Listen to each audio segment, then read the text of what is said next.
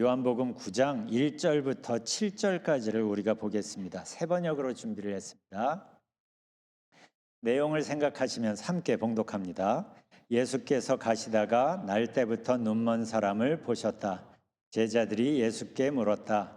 선생님, 이 사람이 눈먼 사람으로 태어난 것이 누구의 죄 때문입니까? 이 사람의 죄입니까? 부모의 죄입니까? 예수께서 대답하셨다. 이 사람이 죄를 지은 것도 아니요 그의 부모가 죄를 지은 것도 아니다. 하나님께서 하시는 일들을 그에게서 드러내시려는 것이다. 우리는 나를 보내신 분의 일을 낮 동안에 해야 한다. 아무도 일할 수 없는 밤이 곧 온다. 내가 세상에 있는 동안 나는 세상의 빛이다. 예수께서 이 말씀을 하신 뒤에 땅에 침을 뱉어서 그것으로 진흙을 개어 그의 눈에 바르시고 그에게 실로암 못으로 가서 씻으라고 말씀하셨다. 실로암은 번역하면 보냄을 받았다는 뜻이다. 그 눈먼 사람이 가서 씻고 눈이 밝아져서 돌아갔다. 아멘. 예수님께서 제자들과 길을 가시다가 날 때부터 눈먼 사람을 보게 됐어요. 그때 제자들이 묻는 겁니다. 이 사람이 이렇게 된 게 누구의 죄 때문입니까? 그 당시 랍비들은 이런 모습을 보면 그건 죄 때문이라고 가르쳤었거든요. 그러니까 누구의 죄 때문인 건 맞는 것 같은데 누구의 죄 때문입니까? 이 사람의 죄입니까? 그 부모의 죄입니까?를 묻는 거예요. 한번 생각해 보세요. 왜 이렇게 물을까요?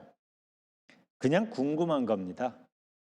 그 사람을 특별히 안타까워해서 질문한 것 같지도 않고 그 사람이 소경된 원인을 찾아내서 어떻게든 고쳐주려는 마음이 있는 것도 아닌 것 같아요.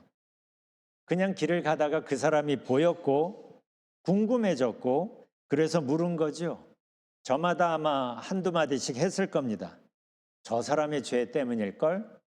아닐걸? 그 부모의 때문 아니겠어? 뭐 이런 식으로.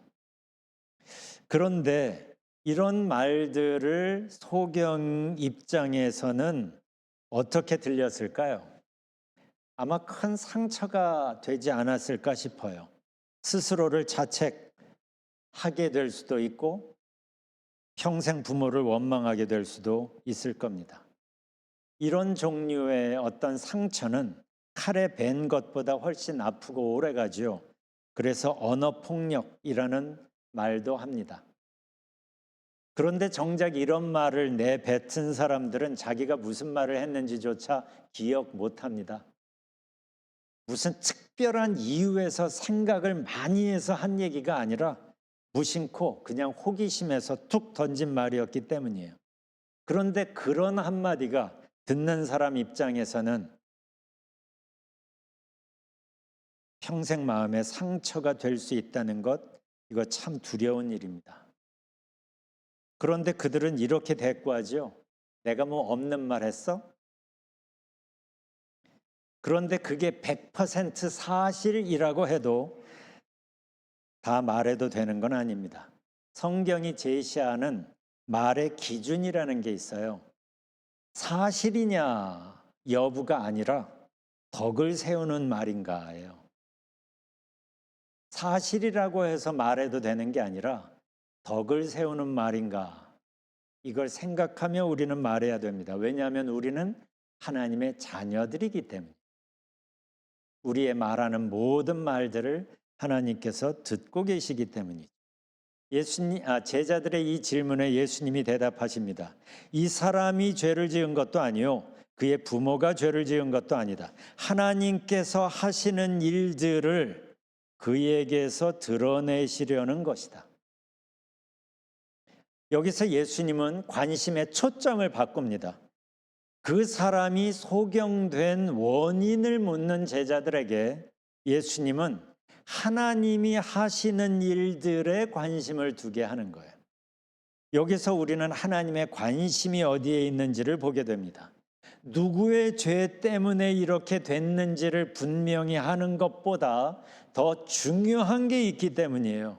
예수님은 우리의 궁금증에 대답하는 것보다 그 상황에서 하나님이 하시려는 일이 무엇인지 거기에 지금 초점을 두시는 거예요. 그래서 말씀하십니다. 하나님께서 하시는 일들을 그에게서 드러내시려는 것이다.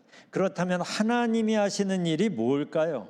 본문에서 예수님이 그걸 직접 보여주시는 게 그 소경을 치유하는 것이었어요. 회복. 이게 하나님께서 우리 안에서 하시고 싶어 하시는, 시작하신 일인 겁니다. 그러니까 이 사건은 단순히 예수님이 한 소경을 고쳐주신 것에 초점이 있는 게 아니라 하나님께서 우리에게 하시려는 일이 무엇인지를 드러내는데 초점이 있어요. 하나님이 우리 가운데서 뭘 하고 싶어 하시는지를 보여주는 것이 예수님이 지금 그 병자를 고쳐주신 핵심이에요. 한마디로 말하면 회복인 겁니다. 바로 이게 예수님께서 어둠뿐인 이 세상에 찾아오신 이유이고 바로 우리 각 사람에게 찾아가셔서 인생을 두드리시는 이유인 거예요. 뭐가 문제인지, 왜 인생이 이렇게 되었는지 그 원인을 따져서 물으시려는 게 아니라 하나님의 관심은 회복에 있기 때문에. 그래서 우리에게 찾아오셔서 우리의 인생을 두드리시는 이유도 우리를 회복시키기 위해서. 그래서 말씀하시는 게 계시록 3장 20절이에요. 보아라, 내가 문 밖에 서서 문을 두드리고 있다. 누구든지 내 음성을 듣고 문을 열면 나는 그에게로 들어가 그와 함께 먹고 그는 나와 함께 먹을 것이다. 이 말씀의 키워드는 함께입니다. 문을 열면 예수님이 들어오셔서 함께 먹는다는 건 이스라엘의 풍습에 의하면 친구가 되었다는 거예요. 함께해서 즐거운 자리를 만드는 것이 예수님이 우리 안에서 하시고 싶으신 거예요. 바로 거기서 변화가 시작되거든요. 왜냐하면 내가 문을 열었어요. 들어오셨어요. 함께 먹으며 즐거워하면서 그분이 누구신지에 대하여 조금씩 눈이 열리기 시작하는 거예요. 그분이 누구신지 알게 되어 가기 때문이에요. 그런데 그분이 누구예요? 창조주 하나님이신 거예요, 글쎄. 두드리셔서 문을 열었더니 들어오셔서 교제를 하면서 봤더니 바로 그분이 창조주 하나님, 내가 씨름하고 있는 그 어떤 문제보다 크신 분인 거예요. 내가 그 하나님과 함께 지금 먹고 있는 거예요. 그분과 함께 내가 지금 친구 먹고 있는 거죠. 이걸 알게 되면 내가 지금 처한 이 상황을 다른 시선에서 바라보게 됩니다. 왜냐하면 내가 더 이상 혼자가 아니기 때문이죠. 문제보다 크신 분과 내가 지금 한 편을 먹고 있기 때문이에요. 바로 거기에서 회복이 시작이 됩니다. 육신적인 회복이든 마음의 회복이든 영적인 회복이든 문제보다 크신 하나님, 창조주 하나님 앞에서 근본적인 회복이 시작이 되는 거예요. 이렇게 하나님이 주시는 회복에 초점을 두고 이 사건을 봅시다. 여기에 한치 앞을 못 보는 소경이 있습니다. 평생 어둡게 힘들게 힘겹게 살아가고 있습니다. 이건 산다기보다 생존하려고 버둥거리는 것에 가깝습니다. 그런데 상상도 못한 일이 벌어집니다. 예수님이 다가오신 거예요. 예수님께서 오셔서 손 내밀어 자신을 만져주시고 자기의 눈을 열어 보게 해주신 겁니다. 이제 이 사람은 예수님을 만남으로 전과는 다른 전혀 새로운 삶을 시작하게 됩니다. 이게 하나님께서 우리에게 주시려는 회복의 한 단면을 보여주고 있어요. 단면이라고 말하는 이유는 이게 하나님이 주시려는 회복의 전부가 아니기 때문이에요. 한 단면을 여기서 보여줍니다. 거기에서부터 시작이 되어 하나님께서 준비하신 그 회복의 그 수준과 그 깊이를 계속 하나님과 함께 하면서 우리가 경험으로 알게 되는데, 내가 상상했던 것, 내가 기대했던 것보다 훨씬 더 크고 깊고 놀라운 회복이 우리 앞에 있는 거예요. 단순히 병을 고치는 정도가 아닙니다. 죽지 못해 생존을 위해 버티던 우리들에게 정말 사는 것처럼 살게 하시는 전인적인 회복, 풍성한 삶을 하나님이 제시합니다. 그런데 그것마저 전부가 아니에요. 죽음 앞에 무력했던 우리 앞에 예수님이 영원을 열어놓으시면서 예수님 안에서 회복되고 풍성을 경험하며 사는 이 삶이 영원을 향해 이어지도록 하시는 거예요. 우리가 상상도 하기 어려운, 이 가늠하기 어려운 이 놀라운 변화, 이 놀라운 회복을 가능하게 하는 힘을 예수님은 영생이라고 하시는 거예요. 이런 변화가 어떻게 가능한지, 도대체 영생이 뭔지를 아는 것보다 더 중요한 게 있는데, 이 모든 변화를 한 손에 쥐고 우리에게 다가오시는 예수님, 그분을 아는 게 무엇보다 가장 중요합니다. 그분을 알면 그분 안에서 영생에 대한 아이디어를 갖게 되는 거예요. 영생을 실제로 맛보고 경험하면서 알게 되는 거예요. 나의 지혜와 나의 경험으로는 영생의 영자도 이해하지 못합니다. 우리의 경험 밖에 있는 것이기 때문이죠.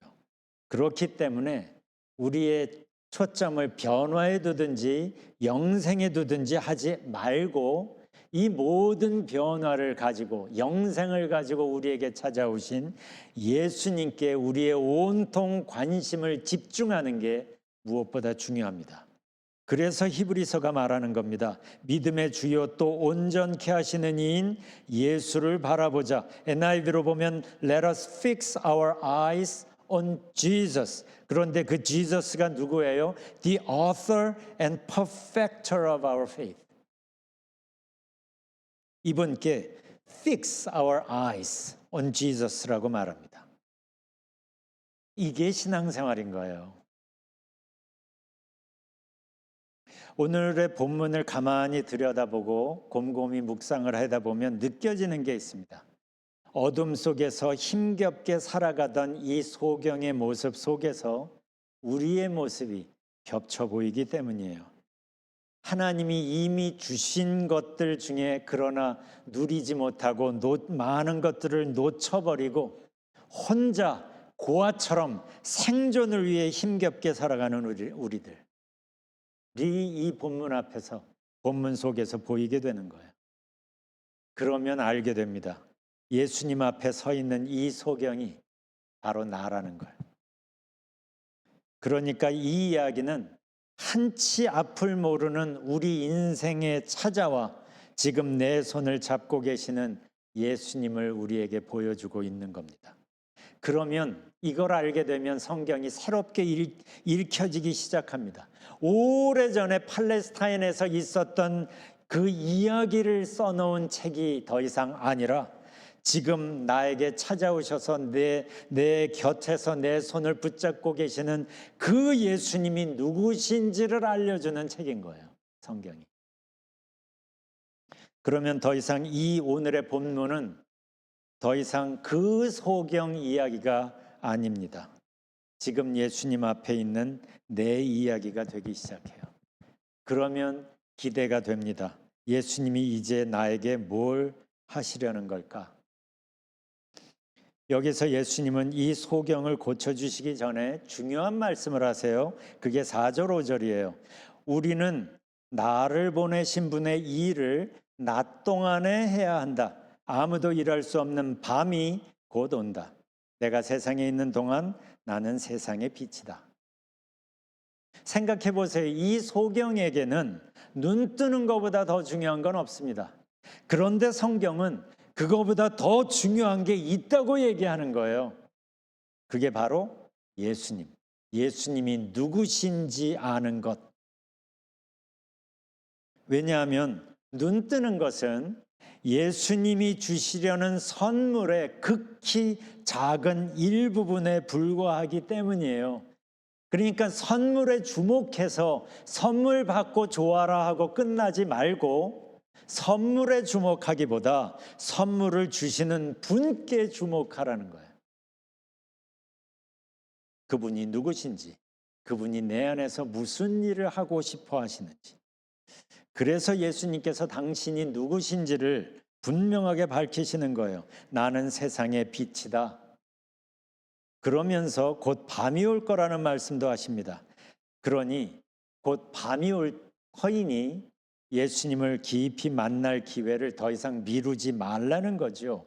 예수님을 깊이 생명의 빛을 만날 수 있는 찬스가 언제까지나 열려 있는 게 아니라는 거예요. 곧 닫힐 거라는 거예요. 이건 성경이 계속 구약 신약 상관없이 계속 강조하죠. 하나님을 만날 만한 때에 찾으라. 가까이 계실 때 부르라 그러잖아요.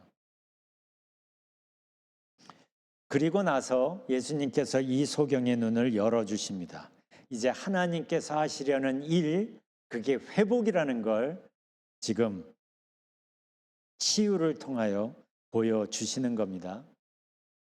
아까도 말씀드렸지만 사실 이 육신의 회복은 하나님이 준비하신 전체적인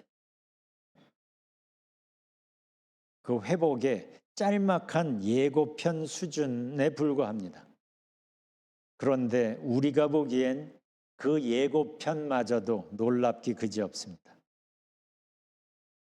그런데 여기에서 예수님은 그동안 안 쓰시던 방법을 쓰시죠. 여기에서만 나오는 희한한 방법을 쓰세요. 그게 6절이죠. 땅에 침을 뱉어서 그것으로 진흙을 개어 그의 눈에 바르시고. 왜 이러셨을까요? 여기에 초점을 침을 발라 진흙, 그 침과 진흙에 초점을 두면 이게 복잡해지기 시작합니다. 이 이야기의 흐름을 보면 초점이 침과 진흙에 있는 게 아니라 실로암 연못에 있습니다. 그래서 그 이름의 뜻까지 알려주세요. 성경에 나오는, 성경은 지명이 나올 때마다 그 뜻을 그때마다 다 알려주지는 않습니다. 그런데 그 뜻을 알려줄 때는 그 의미에 주목하라는 힌트거든요. 그러면 다시 보세요. 예수님이 땅에 침을 뱉어서 진흙을 개어 그의 눈에 바르시고 말씀하십니다. 실로암 연못에 가서 씻어라. 그리고 나서 실로암이 무슨 뜻인지를 알려줘요. 실로암은 보냄을 받았다는 뜻이다. 그러니까 이 소경은 보냄 받은 사람이 된 거예요. 자, 예수님의 말씀은 떨어졌어요. 이미 실로암 연못에 가서 씻으라 하셨어요. 이제는 남은 게 이 소경의 반응입니다. 이 예수님의 말씀에 순종할 수도 있고 말도 안 돼 하면서 이해되지 않는다며 거부할 수도 있어요. 그건 그 사람의 선택이에요. 여기서 우리가 주목해야 할 게 선택은 자유입니다. 무엇을 선택하든 이 사람한테나 또한 우리 모두에게 마찬가지죠. 선택은 자유입니다. 그런데 내가 무엇을 선택하느냐에 따라서 그 결과는 엄청나게 달라집니다. 그래서 예수님이 말씀하신 거예요. 가끔 이런 말씀을 하시죠. 내 믿음이 너를 구원하였다. 분명히 예수님이 고쳐주시고 나서 저런 말씀을 심심치 않게 하십니다. 내 믿음이 너를 구원하였다. 무슨 뜻이죠? 내 믿음의 선택이 나의 능력을 만나게 했다라는 거죠. 우리의 믿음의 선택이 예수님의 능력을 만나게 합니다. 그렇다면 한번 자신을 생각해 보세요. 살펴보세요. 살면서 나는 뭘 선택하고 있나?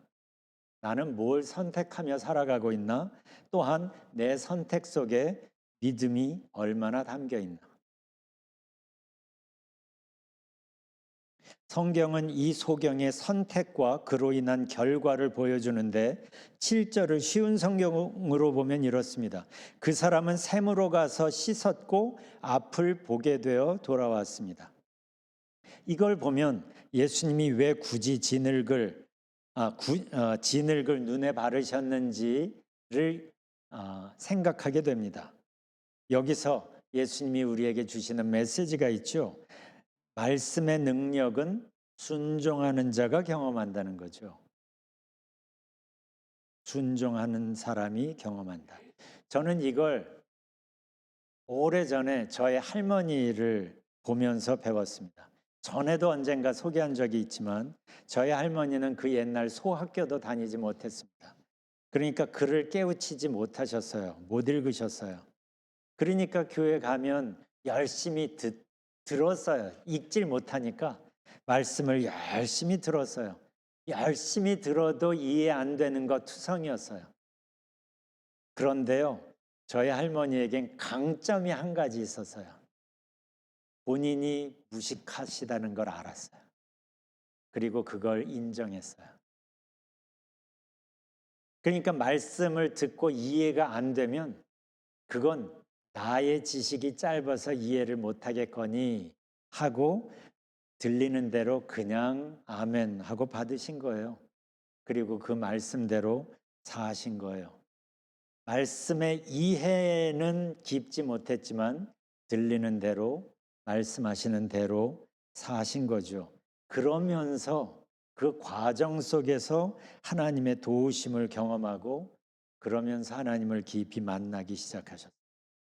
하나님을 조금씩 더 알아가시면서 마음속에 깊어지는 갈증이 있었어요. 성경이 도무지 궁금해서 견딜 수가 없는 거예요. 그래서 주무실 때는 성경을 이렇게 품에 안고 주무시는 걸 많이 봤어요. 읽고 싶으신 거죠. 궁금한 거예요. 그런데 나중에 하나님이 그것조차도 풀어주셨어요. 언제부턴가 성경이 읽어지시더랍니다. 저는 중학교 때 할머니하고 둘이 살았어요. 그러니까 그 모든 부분들을 볼 수 있었습니다. 성경을 아주 유창하게는 못 읽지만 한자 한자 짚어가며 읽어가며 감격하시던 그 모습을 잊을 수가 없어요. 하나님이 읽게 해주셨다고 다른 상호나 신문이나 이런 거를 보면 모른다, 못 읽는 채 하세요. 읽는 건 성경만 읽으셨어요.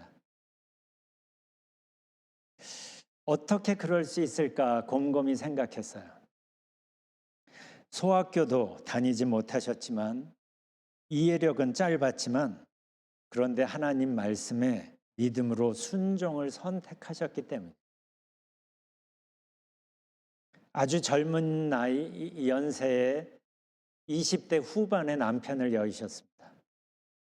우리가 아는 그 험한 한국의 근대사 청일전쟁부터 시작해서 일제 그리고 6.25 그 험한 한국의 근대사를 견디시며 남매를 키우셨어요. 그러면서도 그 입술에는 희한한 미녀조의 찬송가락이 끊어지지 않았어요. 요새는 우리 할머니라도 찬송가를 다 잘 부르시는데 옛날엔 아주 희한한 찬송이 있어요. 할머니들이 부르시는 미녀가 반쯤 섞인 그 찬송가락이 끊이질 않았어요. 왜냐하면 말씀 앞에서 순종을 선택하셨기 때문이에요. 말씀을 믿고 순종하면서 그 과정에서 혼자가 아니라는 걸 경험적으로 아신 거예요. 이렇게 사시면서 하나님과의 동행을 혼자 터득하신 거예요. 한번 우리의 삶을 한번 살펴보시기를 바랍니다. 나는 하나님의 말씀 앞에서 어떤 선택을 보통 하고 있나? 말씀을 읽고 깨닫는 것도 물론 귀합니다. 그런데요, 깨달음으로는 삶이 달라지진 않습니다. 말씀에 순종할 때 그 과정에서 하나님의 손길을 경험하게 되기 때문입니다. 오늘 본문을 이렇게 쭉 보면 그 앞에서부터 요한복음 7장, 8장, 9장을 쭉 이렇게 보면요, 이 소경의 그 어떤 위치가 참 묘합니다. 많은 걸 보게 생각하게 해요. 지난주에도 말씀드린 것처럼 많은 유대인들이 예수님을 보고도 피상적으로만 알았고 그 예수님을 더 깊이 알려고 하지 않았고 그래서 예수님을 제대로 만나지 못했어요. 많은 사람들이 그랬어요. 그런데 이 사람은 소경이에요. 그런데 예수님을 만났어요. 그분의 능력을 경험했어요. 그래서 그의 인생이 완전히 바뀌어버렸어요. 이 사람보다 훨씬 더 똑똑하고 하나님의 말씀을 훨씬 더 많이 아는 수많은 유대인들 중에서 이 사람이 예수님을 제대로 만나고 인생이 바뀐 이유가 뭔가요? 이 사람은 예수님의 말씀 앞에서 순종을 선택한 거예요. 그는 어떻게 순종할 수 있었을까요? 이 사람을 곰곰이 생각하는데 할머니가 생각이 났어요. 공통점이 있는 거예요. 자신의 한계를 알았다는 거죠. 그래서 겸손했고, 그래서 절박했어요. 그걸 가난한 마음이라고 하죠. 그 가난한 마음이 말씀 앞에 순종하게 했고, 그때 말씀의 능력을 온몸으로 경험하게 된 거예요. 이해해서 말씀의 능력을 알 수 없습니다. 우리의 이해의 범위를 넘어서는 부분이기 때문이에요. 그런데 말씀을 따라 살다 보면 그 과정에서 하나님의 도우심을 경험하게 되는 거예요. 다시 우리 자신을 한번 생각해 보시죠. 혹시 내 짧은 지식이 더욱 깊은 진리를 만나지 못하게 하는 건 아닌지. 그래서 예수님이 말씀하시는 겁니다. 마음이 가난한 사람은 복이 있다. 하늘나라가 그들의 것이다. 마음이 가난한 사람이 복이 있는 겁니다. 중요한 건 이 모든 것의 시작이 어떻게 시작이 됐어요? 예수님이 이 사람에게 찾아가셔서 시작이 된 거예요. 우리가 요한복음 맨 처음에 볼 때 이 얘기도 했죠. 예수님께서 이 어둠 속으로 찾아오셨다고. 그래서 우리의 인생을 두드리신다고. 그러니까 예수님을 만나기 전에 우리의 선택의 여지는 어둠밖에 없었어요. 그런데 빛이 찾아오면서 우리에게 선택할 수 있는 기회가 생긴 거죠. 빛으로 나올지 어둠 속에 그냥 머무를지. 예수님께서 우리 각 사람에게 비추는 빛이 있었나니 그러잖아요. 그 빛이 있었다라는 걸 요한계시록에서는 볼지어다 내가 문 밖에 서서 두드리노니라고 표현하고 있는 거예요. 생각해 보세요. 볼지어다 내가 문 밖에 서서 두드리노니 저 말씀이 얼마나 유명한 말씀이에요. 그런데 생각해 보세요. 나는 저 말씀을 그냥 알고만 있는지 아니면 마음을 열고 두드리시는 그분을 모셔드리고 예수님과 함께하는 새로운 삶을 시작하고 있는지 생각해 보십시오. 오늘 본문에서 예수님께서 우리에게 알려주십니다. 하나님께서 하시려는 일, 그건 회복입니다. 심판이 아니고 꾸중이 아니고 손가락질이 아니고 회복이에요. 그걸 하나의 이미지로 보여주신 게 아까도 말씀드린 탕자의 비유입니다. 탕자의 비유에서의 주인공은 둘째 아들도 아니고 첫째 아들도 아니고 아버지예요. 탕자를 덥석 안아주시는 그 아버지, 자기가 뭘 한 것 때문에 삐치고 돌아가는 첫째 아들마저도 토닥거리면서 잔치자리로 초대하는 그 아버지, 이 아버지가 우리의 아버지라고 얘기하시는 거예요. 회복. 지금까지 여러분들이 어떤 삶을 살았는지는 더 이상 중요하지 않아요. 중요한 건 지금 하나님 앞에 있다는 거고 하나님이 우리를 아신다는 거고, 하나님은 우리를 사랑하신다는 거고, 하나님께서 우리를 덥석 안으시기 위하여 십자가까지 감당하셨다는 거죠. 이게 중요한 거예요. 그 사랑 앞에 우리가 지금 있습니다. 이 어마어마한 회복을 가능하게 하시려고 예수님께서 십자가까지 지신 거고, 성령님께서 지금 우리에게 오셔서 우리의 마음을 두드리시고 우리의 마음을 변화시키고 계시는 겁니다. 여기에 한 가지 변수가 있는 거예요. 이 말씀 앞에 나는 어떤 선택을 하고 있는가? 예수님 주변에 있는 많은 군중들 중에 하나로 구경만 하고 듣기만 하고 그냥 끝나면 집으로 돌아가는 이런 것만 반복을 하고 있는지, 아니면 주님 앞에 나와 말씀 앞에 반응하고 있는지, 나는 말씀 앞에서 어떤 선택을 하고 있는지 한번 잘 생각해 보시기를 바라요. 말씀 아는 거 중요합니다. 깨닫는 거 중요합니다. 그런데 깨달음으로는 넘지 못할 턱이 있습니다. 순종으로만 넘어갈 수 있는 턱이 있어요.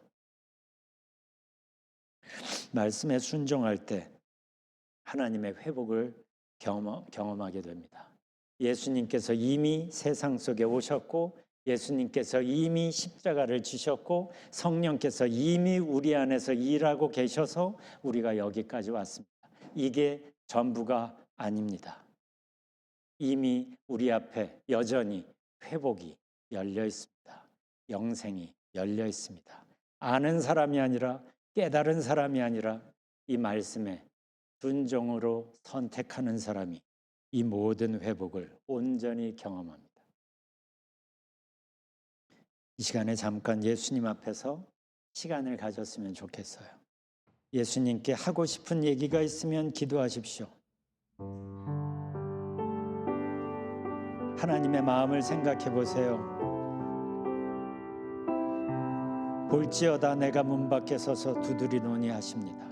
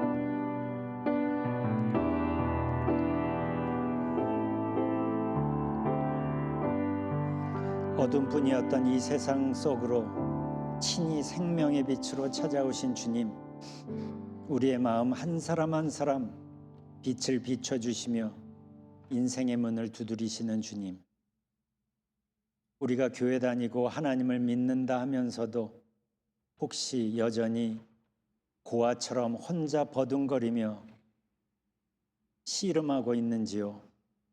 아니면 예수님을 우리의 삶 속에 모셔드리고 동행하는 삶, 영생을 맛보며 누리며 살고 있는지요? 우리의 신앙의 현 주소를 다시 보게 하시고 타성에 젖은 신앙생활 껍데기를 벗고 실존적으로 예수님을 깊이 만나는 우리 모두가 되게 하여 주옵소서. 예수님 이름으로 기도합니다. 아멘.